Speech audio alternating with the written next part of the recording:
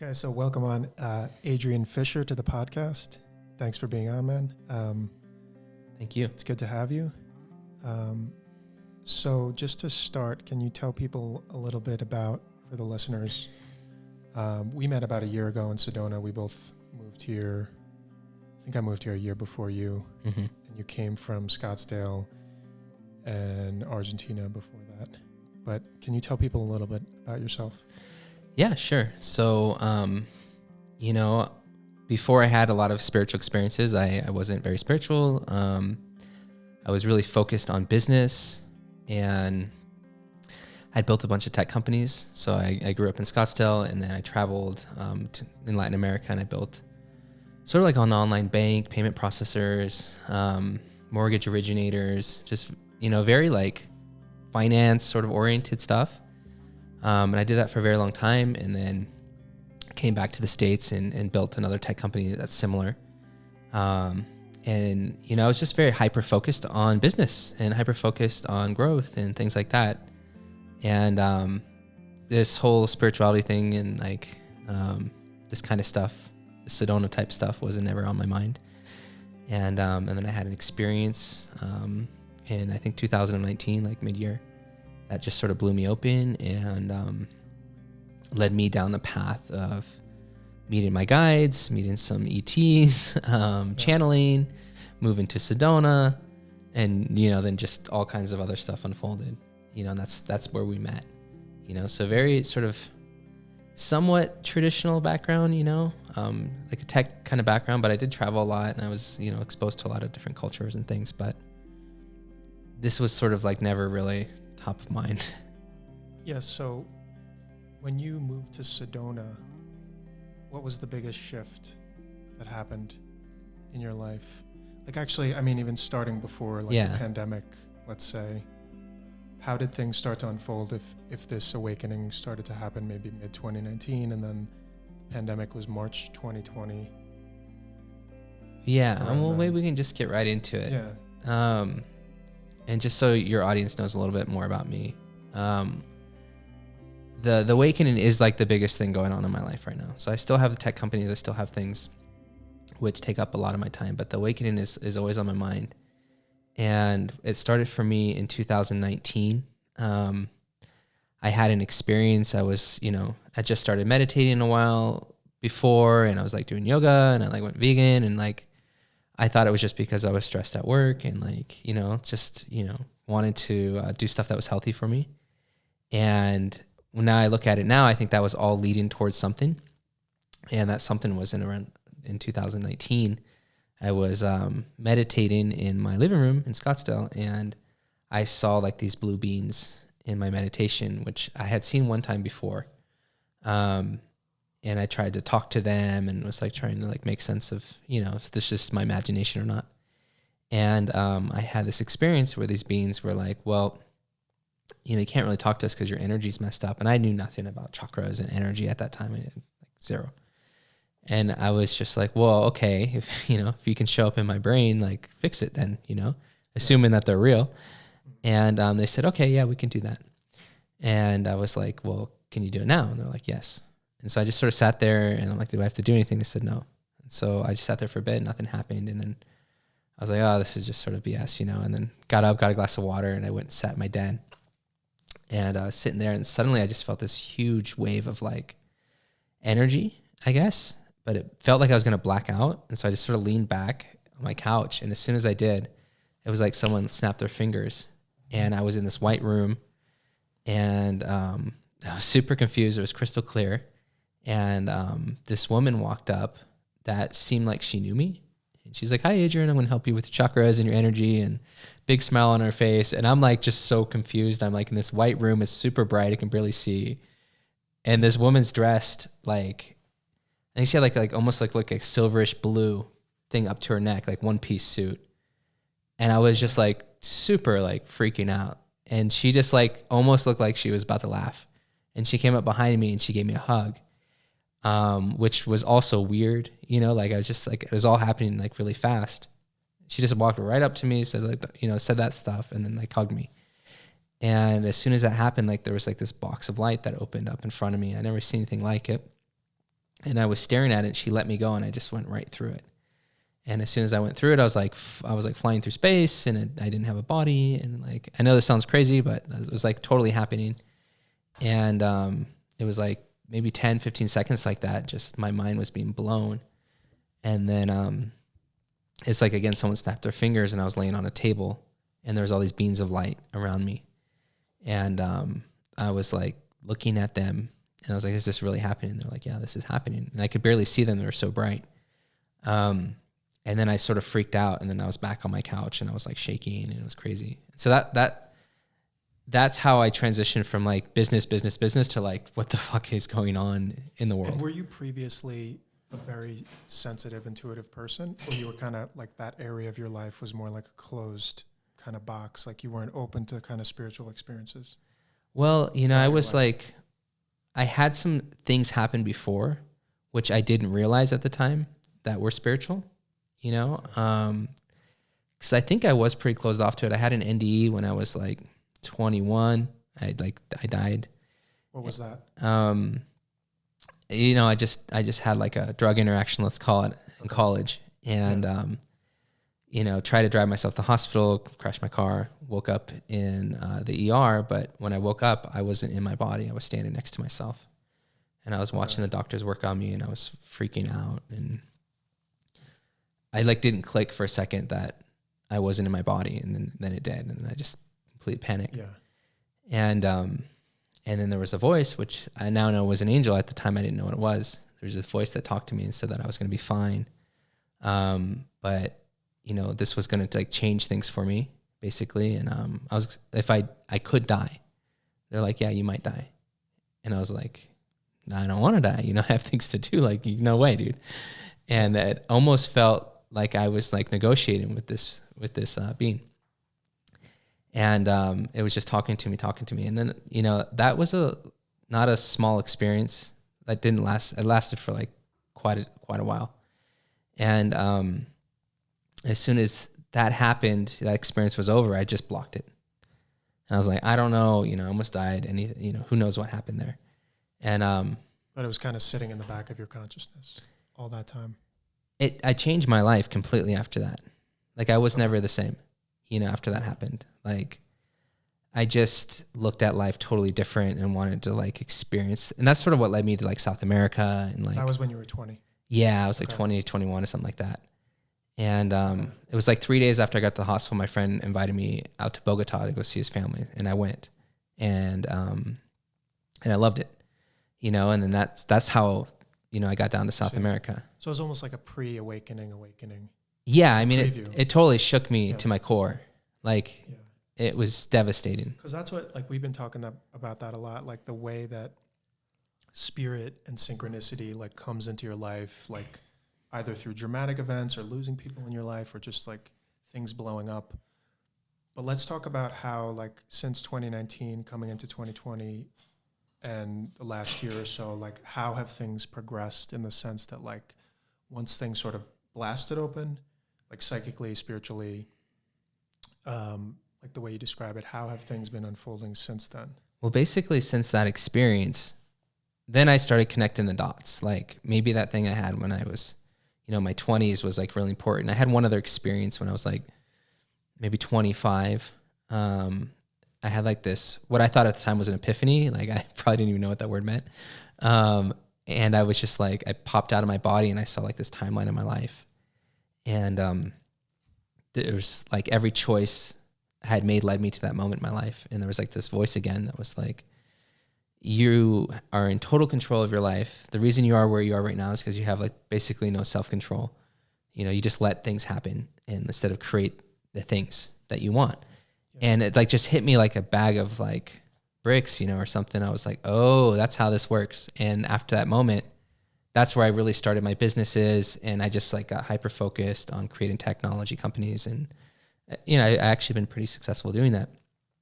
But I hadn't really given it much thought. I was like, oh, I had an epiphany, and that was it. And then, like no spiritual like foundation to compare things to. I was like, oh, I had an unfortunate experience, and then I had an epiphany, and then I'm on track now with my life. That's all I needed to know, Yeah. And then when I had this thing in 2019, I was like, what is going on here? Like that totally changed everything. And these beings in my meditation started talking to me. And they told me that the world was about to change. They said in about like 4 or 5 months, the whole world would be locked up for a few years. And people would basically freak out and then have like this mass awakening and it would change the world. And I had no idea what they were talking about. I'm like, how could you lock up the whole world? They're like, they're going to lock up the whole world. And it's going to change everything. And people will wake up. And I didn't even know what that meant. I was just crazy. And so they started telling me things. And that's when it started. So from there, I was like trying to figure out how to talk to them. Because I could like sort of talk to them. But like I was so open. There was all kinds of stuff coming. And I didn't know what was going on. And you had to distinguish what's what. And yeah. And suddenly I'm having crazy dreams. And like, I mean, just like it went from like 0 to 100, you know? And I wasn't like sure if I was like losing my mind or what, you know? And so, but it was just like from that event forward, like things just like hit the gas. And yeah, so then the pandemic started and I was like, oh my God, dude, like what they told me is actually happening. And you know, by that point, I had already like seen some people to try to figure out what's going on with me, and they told me I wasn't going crazy, like this is actually happening. Saw some other channelers and things like that, and they all just sort of told me the exact same thing. And I ended up at a mystery school to try to learn how to control that connection, because I didn't want to be open all day long. Like I still have real companies to run, and like I just couldn't hear things like talking to me. Like I didn't want that at all. And so I went to this mystery school, and they taught me how to sort of turn that off and on. So like that wasn't happening. And where was that? It was called Delphi. In Georgia, right? Yeah. Okay. Yeah. So I went out there, and then they taught me how to like control my channel, how to open it up, close it, like explain sort of what's happening, how to choose, you know, who to let in, what not to let in, all these different things. Yeah, I didn't mention that before, that you do channelings, you know, private channelings for people, and also you post them on your website at Awaken. Yeah, so that's sort of what I'm doing now, is that I started a website called Awaken.world. Yeah. And it was like what I wanted, because when I woke up, I had like no idea what was going on. Like I didn't even know what that was, you know? Yeah. Like I didn't know this was even possible. And so like I was like really desperately searching for information. And, you know, I found like a book that was like supposedly written by an alien. That's like what I thought at the time. Like there was a book written by an alien. A channeled book. Yeah, a channel book. I didn't even know what the word channel meant. Yeah. And I was like, so I read it. It was the Law of One. I was like, how can an alien write a book? Yeah. And so I was reading that, and I'm like, I was like, this is freaky, you know? And then I like Googled it, and I found some channelers like scattered around on YouTube, and I found like a couple of videos on Gaia, and this guy Ruben made like some docu-series on Vimeo about like channelers, and I was like starting to investigate things. But it was all over the place. So when I thought about how I could contribute, I was like, you know what, all that stuff that I found, it'd be cool if it was in one place. So if somebody did have like a similar experience, and I think there's a lot of people having these experiences now, they could go there and they could get all these messages, and it would be in a way that wasn't too scary or weird or all over the place, you know? Yeah, because a lot of people are awakening now. Right. And they told me that would happen. And so they basically said in 2 years, you'll know what's going on, and then you'll be able to help these people who are awakening. And you had this feeling of being placed, you know, like you're going through your initiations and your hardships, and they're preparing you, basically. Totally. Yeah. Yeah. To lead or to teach, or your role. Yeah. Yeah. Just to help people who are waking up, like sort of hold their hand a little bit. Yeah. Yeah. And how do you feel like all the personal, just life changes in general? Like, how did you, we were talking about that, like the dark nights of the soul, the kind of death and rebirth, changes in position, relationships, all these things the last couple of years. Like, how have you handled that? Well, when it first started, my life was somewhat in order. Still, you know, I had a very structured life. I had offices still, and I had, you know, a very like put together routine. I was flying between Chile, where I had an office, and Scottsdale, where I had an office.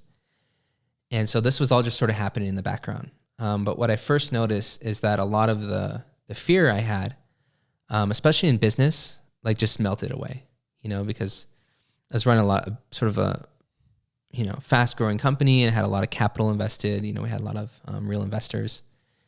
And I was always worried about the business. I was always worried about the employees. I was always worried that something bad was going to happen.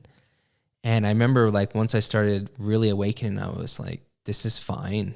Like I was totally not worried about the company. Like kind of like a detachment, seeing from. Yeah, I was like, of course I could do this. Like, this is no big deal. Like, if I'm doing it, then I'm doing it. And like that was like the end of the discussion. And I felt like I could finally just be at peace with a lot of things in my life. That was like the first step, and my business just grew exponentially after that. I went from like micromanaging a lot of situations to like empowering a lot of people on my team, and like, because I felt this like desire to sort of back off a little bit and like focus on me. Yeah. And that led to this natural thing that was really beautiful, like where my team stepped up and just did an awesome job. And what month was it that you moved to Sedona? About a year and a half ago? It's been, I think it was in October, 2020, right? 2020. Okay. Maybe November. And how did that shift things? Yeah. So basically that was the first part, was like not in Sedona.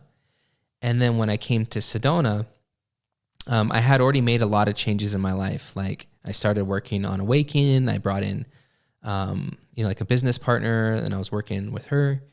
And it was just like, it was in my mind all about like, okay, I'm preparing for this thing. It's, service and this and that. And I was getting so much information, but I don't know if the depth was there. Like I was like truly understanding like how big of a deal it was. But were you drawn to the land, or were you just like? Yeah. Like during the pandemic, I got a very clear message to move to Sedona. Okay. Like to move to Sedona, to buy this house in particular. Yeah. And like they told me that this would be like a nice place for me to sort of tune in and then broadcast. That was their message. Okay. And so, I basically, there was an opportunity to close down my offices and make everyone go remote. So that just ended my travel to South America. And then I didn't really need to be in Scottsdale, and everyone was doing a great job online. So I was free. Yeah. So I came up here and actually took that advice, and it was awesome. Now, since I moved to Sedona, that's where things got crazier again. It felt like there was a second stage to the awakening. And of letting go of death. Well, it's just like the first stage of that awakening was like the realization that we're not alone, and that there's angels, and there's all this stuff going on, and it was overwhelming. And that was like a year. And then the second stage, it became more personal. In Sedona. Yeah. Sedona like brought out like the personal aspect of it. Like, what am I doing with my life? Like, am I happy? Like, and it was very much all about love, like self-love, loving of others. Like, I don't think I had got to the point where it's like, you figure it all out, where it's like, it's all you and it's all self-love. Like in the beginning, I was like, I didn't even know. I was just like, am I in love? Who am I in love with? Like, it's just like major questions came up. Deep soul searching. Yeah. Just like, sort of like things that will screw up your life, like came up. That's exactly how my first year in Sedona was. It's like the energy is powerful, but like you were saying, it's like you're clearing this radio signal, this like galactic transmissions that you can get. And it's like there's less of a veil here. It's just powerful. Yeah. And it brings up all your shit. Yeah, it just brought up everything times 10, and like questions that I thought I had answered many, many years ago, like suddenly were like fresh on my mind. Yeah, like traumas and just everything. Just you create a life, and I had created like a very nice life, very structured, in my relationships, very structured in my business, very structured in like how I just live my life in my day. And suddenly that was all just like started falling apart, pretty quickly after I got here. And those big questions came up, and regardless of the structure and what things were supposed to be, I just couldn't leave those unanswered, I guess. Yeah, because you were sort of tapping into that higher self aspect. Yeah, I think it was just really like, I need to know for sure, like, in like every area of my life. Yeah. And that was like super painful and very destructive. And at the level of like global, for people that are listening, what would you say, like if you have any advice for people that are like going through these death experiences these last 2 years in the pandemic, they're uprooting their life, they're like going through relationship changes, just like the dread and the panic of this world. Well, I will tell you like what they told me and then what I experienced. So they told me 2 years before that this is that people would just they almost said they think they would be going crazy and they would start to question everything. And like first in the world and then their personal lives, and that things would just start falling apart. And that was the way it was supposed to be, and it was fine. And I was like, conceptually, I understood that. But then when it happened to me, like, it was just like, you gotta be kidding me, you know? Yeah, at the personal level. Yeah, I was like, there's just like, I mean, my life was pretty put together. It's like, there's just no way that this is like happening. And it felt like this train that I couldn't stop. Like no matter what, like I would try to hit the brakes and it just like I couldn't hit the brakes. I'd be braking, but something would be pulling me, something on the side would be exploding. Like it was just like this. Yeah, like every time you think you've healed it or you think you know, it just blows up again. It was just like, it was unstoppable. And what I think is happening is that's happening for a lot of people. And they might not have the same awareness because they had the same experience as me, but like it doesn't really matter. It's happening. And I feel like there's this energy in the collective of like life being out of control and not making a lot of sense anymore. Yeah, like a hopelessness, depression.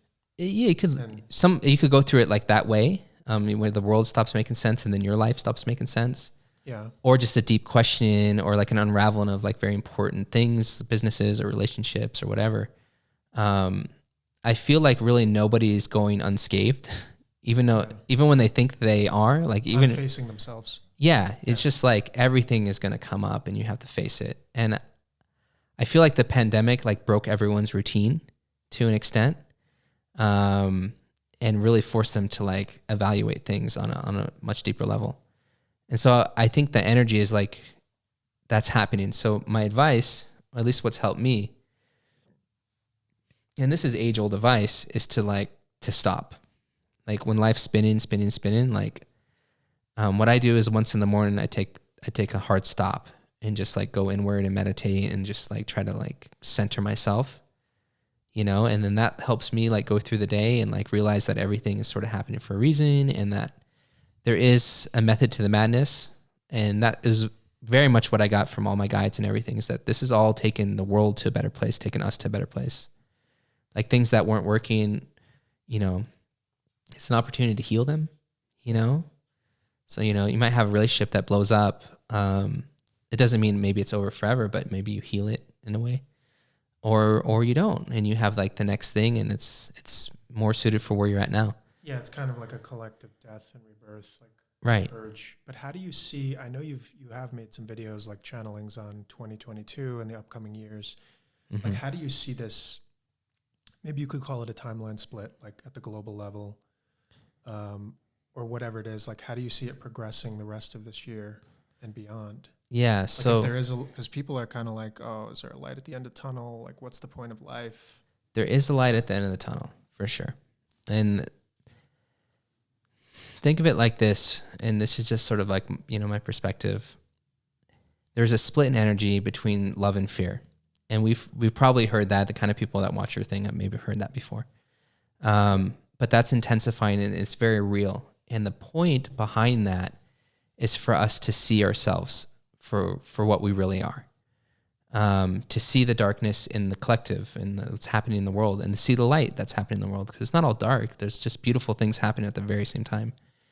And this like shakeup is choosing people. It's like showing people that reality. And so I see that energy started in like 2020, and it's in 2022. It's just going to keep intensifying. And then I see it start to shift at the end of 22, like 23. It moves from a split to more of like truth starting to come out. Illumination, yeah. And at the global level? Yeah, at the global level. And not just in one topic, in all topics. And this includes your own personal truths too. Yeah. You know, like your story is just as important as the world's story, if not more. And so like you are internally splitting too of what's true, and you're picking sides, and you know, it doesn't really matter. It's not good or bad. But the fact that you are like seeing the two sides for the first time maybe is the important part. And then it becomes like a settling of what's true starts to become known. And that lasts for a few years. And for the person and for like the collective, that's sort of the download I got. Yeah, it kind of depends on how long people are willing to cling on to the old world. Absolutely. And then there will be the people that are ready, like that have been being prepared for many years. Yes. There is a new world, but to get there, we need to break the old world. I think it coincides with like everyone doing the inner work. in a way, because Mm-hmm. it's almost like a game of hide and go seek with self, because all these things are manifesting at the global level like deception, but it's like, do we just all deceive ourselves? Like, what are we actually hiding from? At the end of the day, it's all inner work. Yeah. There's no such thing as like something outside of ourselves. And that sounds like esoteric and like philosophical and like sort of bullshit, but they're only personal problems. The world is a reflection of the personal self of each individual. Yeah. Everything you see out there started inside of somebody. So as the world on a very personal level starts to wake and starts to heal, the structures and everything you see out in the outer world is going to reflect that. So it's really all about people like waking up and healing themselves. It's really all this awakening is about self-love. It's about coming to the realization that like you're important, that you're good enough, that your life matters, and then waking up to the power of that truth, that you are a creator, all the downloads I get, you can call it God, you can call it the source of all that is, you can call it whatever you want. There is like a central consciousness, and we are that. We are an extension of that consciousness, and we experience the world and the creation and whatever you want to call it, for that consciousness to experience itself. And the awakening is to come to the realization that we're not separate from each other. We are each other. In fact, we're everything. And there's an immense power behind that and an immense love behind that. Because suddenly, like a lot of the things that we've heard from prophets and from teachers throughout time make a lot of sense. It's all pointing towards us, in that like everything is actually okay. Everything's makes sense from that perspective when things are connected versus disconnected. Yeah, and I think we've joked about that sometimes. Like when you're having the higher view, like you're awakening, you're seeing all these things, but we have, like I've discussed that with you, those moments of just like, well, what the hell is the point of all this? Like there's all this suffering, there's light, there's dark. We've played this story forever. Mm-hmm. Just like, why do we have to do all this? But it's just like, it's just the way it is. But I think it's good to have like a sense of humor about it. The detachment of like seeing the higher view. And that's where the meditation in the morning and at night helps. Because if you do look at your life, you can see from that safe place, you can see how the circumstances of your life are like shaping you. And what I find interesting about spirituality and awakening is the realization that we are eternal for real, that we're all one, that this is just one, this lifetime's second, lifetime, lifetime, flash. And when you're living it, it doesn't feel like that. It's painful. We have real problems. We have sicknesses. We have disabilities. We have violence in the world. We have all these negative things. And those negative things shape our experience. But we also have positive experiences too that also shape. And from a higher perspective, and that soul perspective, it makes a lot of sense to have the light and the dark. It makes a lot of sense you get deeper growth, deeper expansion, to have separation. It's in the ignorance where we don't know that we are God-like, that we are part of everything, that we can feel deeply. Yeah, it's like what are you choosing to learn through? Like almost like pick your poison, but pick the way that you want to expand. Right, because if we truly knew what we were, none of this would be possible. There would be no point. There would, in a way. No, it wouldn't be fun. It wouldn't be authentic. It wouldn't be deep. It wouldn't be powerful. If we didn't have pain, if we didn't have blindness, if we weren't like because sifting our way through the dark, almost like blindfolded. In my opinion, at least at this point, like creation is here to help us know what love is, to help us know who we are. And it's without that contrast, it's hard to know love without pain. It's hard to know who we are if we don't get lost first. It's like in seeing the pain of others, especially like in the intensification of this pain on the planet right now, it's like a huge opportunity. Well, not only that, it's like, who am I? How do you know if you don't get lost first? And then find it. Come back to wholeness, yeah. Yeah, and this goes for everybody. The question of who am I, what am I, why am I here? Those are like the questions that we're actually born to learn those questions. We're not born to go get a job and make a bunch of money. But can you talk a little bit about your psilocybin mushroom experience that you were telling me about? Yeah. That you had like realizations that you came to from this experience? Yeah. So we'll preface it with like, I don't drink. I don't do really anything. Yeah. But I had a friend for a couple years that was like hounding me to do mushrooms with him, and it's like, it's going to be some spiritual thing. And I'm like, yeah, I don't know, man. Yeah. And I found myself in a situation where I was like, you know what? Like, I'll give it a shot. You had never done any of that. I mean, I think I took a tiny bit in college and Yeah. like, it was like, dude, I think I got sick and threw up or something. Yeah. And I was like, I didn't like it, you know? Yeah. But you were in a totally different place. space, Yeah. mentally, spiritually at this point. Right. And so, you know, he had really sold it to me as a spiritual thing. And I was like, okay, cool. That was this year. Yeah. Yeah. And so I had been channeling for about, a year and a half or so before. And I had been downloading that We Are One and that, like, all this stuff. And that, like, I was really felt like I understood it.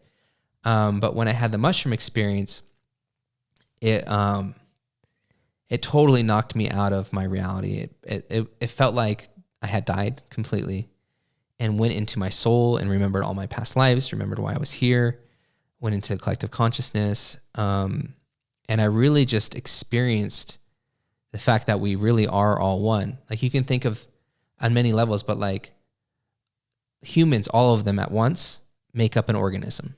Just like your body has trillions and trillions of cells in it. One big organism, one big planet. Exactly. Yeah. Like, your body has trillions of cells in it. They're all operating at all times. We're totally unconscious of like just the magic that makes each cell work. And there's just trillions in it. They just keep on going.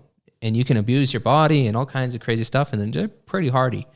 It just keeps going. And so when you zoom out a little bit, suddenly, if you lose the egoic structure, let's call it, which gives you the name and your story and everything, which is perfectly good. You don't want to kill the ego. It's really nice to have one. Because you'll realize that when you don't have it for real, as soon as that goes away, then suddenly you're in the organism of the human. Yeah. And you're just like, whoa. That's a lot to handle at once. It's shocking. To compute, like, you're having this in the mystical experience. It's shocking. And you're just seeing it all. You realize that there's absolutely no separation between you and another person. Like, you are that person. Yeah. You're absolutely them. And that is the truth. It's the egoic structure what gives us our story, name, and everything that lets us have this individualized experience. But when you had that experience, was there a lot of like personal stuff, personal pain that came up with it? Or was it like a quick shot to the other side almost? It was a quick shot. But when I was there, then there was like a deep realization of a lot of things. And that was a decently high dose? Yeah. Okay. Yeah, and it just hit me very quickly that one, I was eternal. That two, I had done this many times before, not only on Earth, but many places. It hit me the truth of the situation that the world's in, where it's a collective birthing of new consciousness on Earth. And that we came to assist. Yeah, and it's extremely painful, actually, for Earth and for everyone on it. Just like birth is painful. Yeah. And it was upsetting to see it and feel it and understand that so many people are suffering in this birthing, including myself. I wasn't separate from that suffering. And even the past lives of like how many times. It took a long time to get here, honestly, and I remembered that. And, in some ways it was upsetting, very upsetting. And in other ways it was a deep knowing of, well, now I know, they can't really, I can't really back out of that knowing at that point. Like, there's just no going back. And that experience deepened to where it was beyond Earth. It was like the whole of creation. It was the realization that there really is only one of us, that cosmic being, that all that is. Yeah. And this whole thing is just that being experiencing itself. It's a lot to digest. It's a lot to take in. It's insanity. Yeah. Because when you see it, you realize that, they say it's all inside of you. It's all inside of you. You hear spiritual people talk about that. Like, oh, this is all inside of you. You're creating everything. And you're like, I don't think you really get it until you see that you're God. And this whole thing is actually inside of you when you see it from that perspective. And everyone's pain is yours too, in a way. Because you are everybody. There's nobody else. Yeah. It really is an illusion. It's almost like a seeding or an activation of something like deep in your DNA, deep in your cells, like that place of you that exists, that part of you that exists beyond space and time, Like the remembrance, once you remember, you can't unremember. It's like once you see it, you can't unsee it. Yeah. You know, my first thought was like, oh, this is what Jesus saw and Buddha saw and all these guys saw. And then somehow they, you know, they try to communicate this in their lifetime somehow. But once you really see it, it's so humbling. And it's not an intellectual concept. Right? No, it's a knowing. It's just a knowing, it's just a reality. The reality is like, you know, you could see why the creator, whatever you want to call it, did this. Because if you were just all alone in the void, the very first thing you do is like, I need some homies. You know, I need structure. You know, I need a plan. Like the first thing you're gonna do is like explode that damn thing into something. But also like, like the amusement of the gods or of God. Yeah, because like it's all you. It's all a joke. Yeah, I mean, it was the biggest joke and the biggest crime all at once. It was just like, oh my God. And how many eons or billions of years can you take to come back to the remembrance of like, oh, it is all me. Yeah, or and so that's all God, and right. And so the way I understand it now, and you know, I had channeled before, but I just never really realized it. It's like there are entire planets where that realization, everyone knows. It's not a secret, and life is very, very different. It's like Earth was it's like a heaven. Well, it's just the truth love, is there. Pure love. And I think a lot of souls, like, especially a lot of souls that came to assist, are experiencing, like, you have the remembrance when souls get like homesick. Yeah.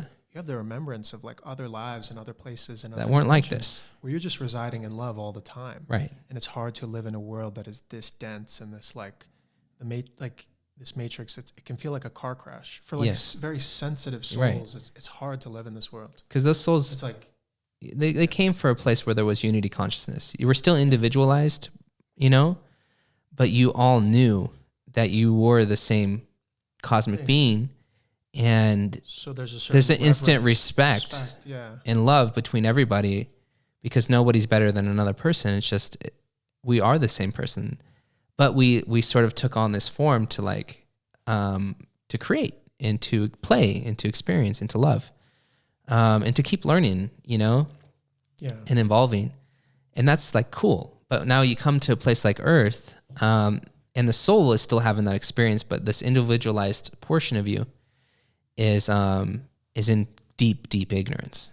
And it is with a purpose. It is to give yourself this very robust emotional body. It's to learn the lessons of what you are and who you are and why you are that way. At a very, very deep level because it feels so real here. And would you say ignorance would be described as like being in the illusion of fear, being in the coma of fear? Fear and separateness. Fear and separateness, yeah. Yes, because that is the illusion. The illusion truly is that we're separate in any way. Like if you were to zoom out, this would just be a bright light. But it's also like, I think it's really hard to come home to that realization in the first place because this illusion feels so real. But also because like you have to accept all the love of God and all the pain, like the immensity of it. Yeah. I guess you could say. Yeah. It's a lot of love. Well, it is love. That is what love is. Like creation is love. You're love. You are the love that you've been seeking your whole life. That's what this whole thing's about. And that's why like when you kind of broke open and had this awakening, it's like that starts blowing up everything. Yeah, your life goes to shambles and like gets destroyed because it's just like all these little protective things and belief boxes that you built up are just they just blow up all at once. And then you know, like I'm in a much better place now than I was a year ago because I realized a bunch of stuff, but at the time that feeling of love was coming at me from all places and I was trying to grasp onto it thinking it wasn't me, you know, it was a person or it was this or it was that or it was like this, you know, spiritual experience. They were like these little slivers of love that I was experiencing for the first time. And I was like, oh my God, this is what it is. And so you would try to run after it. Yeah. And at the end of the day, it's a bigger concept. It's like, no, it's you. You're the love. You know, this is what you're here for. You're here to experience yourself. Through the eyes and lenses of so many billions of people. And that's great. And through the shared experience we call Earth and all that. But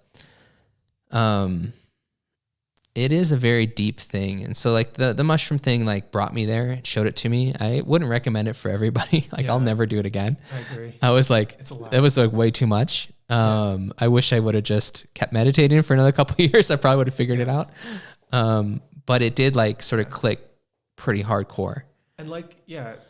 And it makes you have more of a detached relationship with fear. And like, even just things like, oh, I'm going to go for this. I'm going to put myself out there. I'm going to start this business. Like right. All those things where you were stressing about, you're like, oh, what the hell was I caring about all that for? Yeah. And that's not to say I don't have any fear. You know, I do, man. And that's to say I'm not attached. Like I can totally get attached. But in the back of my mind, you know, if I start to lose myself, there's like, hey, you know, chill out. Like, you know, that this is just in a sense, a game. Yeah. You know, we're here to help and to help other people hack the system in a sense, you know, like to wake up. Because it is a beautiful and powerful feeling of, you know, I'm not alone in this world. Yeah. Because I think the idea that like people that are more, have the temperaments of like channeler, sensitive, intuitive, they're more tapped into those higher worlds. It can be hard to be very alienated and separate from this world because it's so different and it's so harsh. Yeah. My biggest learning was to be in the world. Yeah. Not to run away. Yeah. Like, don't run. That's why we came, but right. Yeah. Like when you, and I think when you really connect in and you realize that you're everything, yes, the world is harsh and it's like, it can be really upsetting. But if you can bring that essence of who you truly are into this world, and live it without a lot of fear, it's incredible. Like that's where the true power comes. That's where people just change the world. And I think that's what the awakening is all about. It's about power. Personal power. Yeah, because personal power is collective power. Power is power. Yeah. One person changes the world. 1 million people waking up, oh my God, you can't even imagine.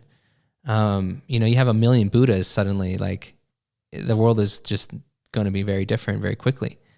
And that's sort of where I think we're going, is that people, when they wake up to this power, I don't think we've ever lived in a world, I know I've never lived in a world where you have 1 million Buddhas floating or something, you know, like I think that's where this is eventually heading. And I think in our lifetime, we're going to see some stuff like that. Sort of like the scales tip. Like just in a way that we have no idea. Max capacity of the light increasing. Yeah. I mean, when people wake up, they're so incredibly powerful. And it doesn't matter who you are. You could be a janitor, you could be a CEO, you know, just to you know, stereotype. The power is the power because you're God. Yeah. A janitor wakes up and he finds out he's God, and he's not going to clean your shit anymore. You know what I mean? He's got better things to do, maybe. Or maybe he wants to at that point. But like, the reality is like, there's the limits go away because the story breaks. You know, the story that the world told us that we have to do this, this, and this is over. And then there's no story suddenly.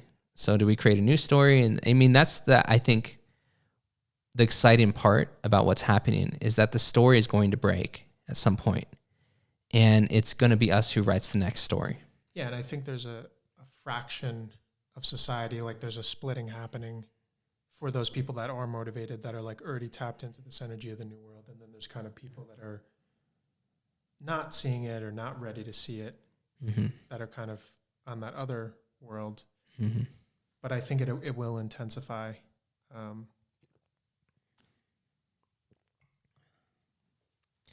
Oh, yeah. I mean, yeah, so I mean, just to zoom out, that's sort of what I see. It's pretty deep, and you know, you can use mushrooms to get there, or meditation, or maybe some ETs come and smack you around a bit. But I think the reality is like it's very natural and it's happening. Like people are just starting to become more aware naturally. And I think that's because the earth is actually shifting its vibration. There's a lot of light here. It's just naturally causing people to start to wake up. And there's different levels of awakening inside of you. I think we're going to see, from my experience, the first level of awakening is like something's not right. You know, maybe the story that I think of life is wrong, you know, and then the questioning, and you start to see that with all the conspiracies and all these things happening now in the collective. It doesn't really matter if it's true or false yet. It just matters that people are like, they're wondering, like they're searching. They're trying to figure it out for themselves. Like they sort of woke up from the story, like, don't ask any questions. Everything's fine. Just go to work, man, and go home. And, you know, now people are like, I don't know, do I need to work? Like, it's like, they're asking like crazy questions suddenly. There's no simple solution because you're always going to get new variables thrown in. Like, Right. It's like once you tap into that like divine blueprint or that divine, like you have the intention to be on the path to God. Right. It's almost like your life will blow up in weird ways. Yeah.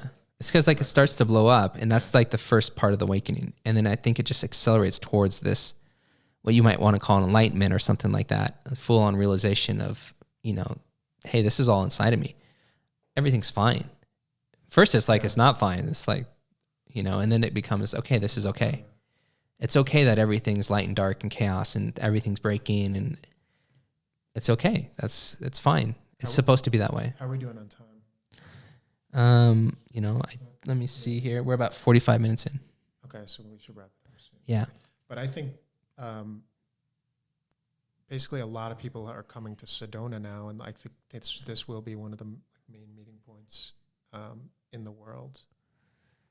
But yeah, I'm hoping, like, especially with your website and all these things, like, people will come together. I know they will. Like, there's more of a motivation for Soul Family, Soul Tribe, like just the resonance. I mean, increasing so much. People are coming together.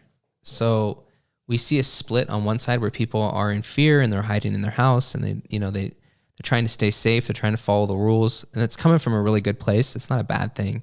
It's not all fear based as it's painted to be. A lot of people are trying to do the right thing, but they are in very extreme separation in some ways. Yeah.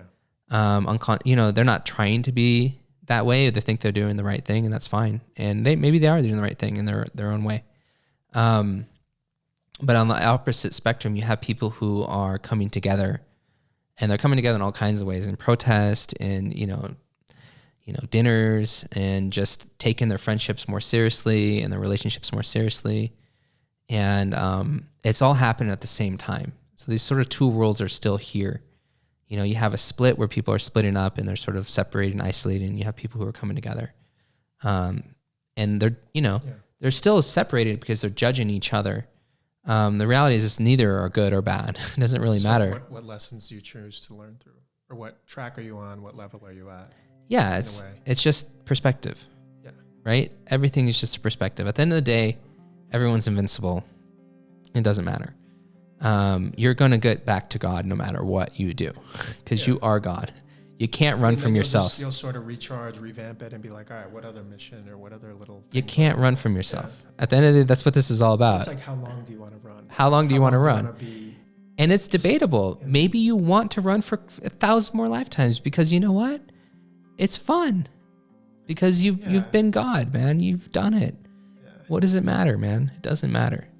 Now, if you want to wake up right now, great. You're going to have a bunch of people freaking out, and they're going to try to help you wake up, and they're going to go through their own thing too, because the earth itself has made the decision it wants to wake up in a certain sense. It wants to have a new experience that's and we're getting to more integrated. We're getting to that tipping point where it's just this big thing. Everyone's being affected. We're in it right now. Yeah. It's like, if you woke up in the French Revolution 2 years in, would you really think that a few years from there would never be kings and queens again? Something been around for thousands of years. Like, you would...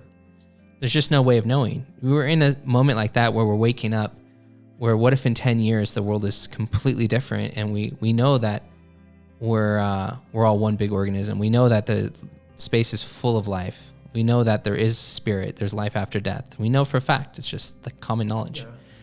The world will never be the same, because a lot of the world functions on the story that this is the only life you have.